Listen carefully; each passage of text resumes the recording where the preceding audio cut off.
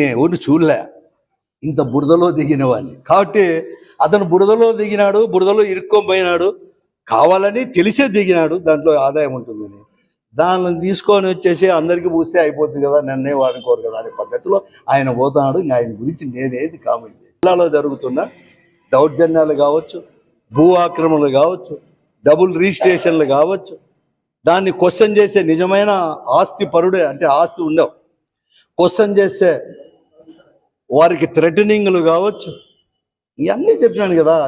Krishna English medium school Krishna కావచ్చు, లేకుంటే బుడుగు జంగామలు కావచ్చు, లేకపోతే సాయినగర్లో ఉండే మైనారిటీ మహిళలను ఎలా దూషించాడో తెలిసి వాళ్ళ పార్టీ మనిషే, వాళ్ళ పార్టీ వాళ్ళే, వాళ్ళని గురించి ఆయన సొంతం చంద్రబాబు నాయుడు గారి బావమరిది హరికృష్ణ గారి బావ జూనియర్ ఎన్టీ గారి తల్లిని ఎలా దూషించాడో ఇవన్నీ కూడా తెలుసు. అంత బురదలో ఇరుక్కునేవన్నీ మళ్ళా నేను మాట్లాడాల్సిన అవసరం కూడా లేదు.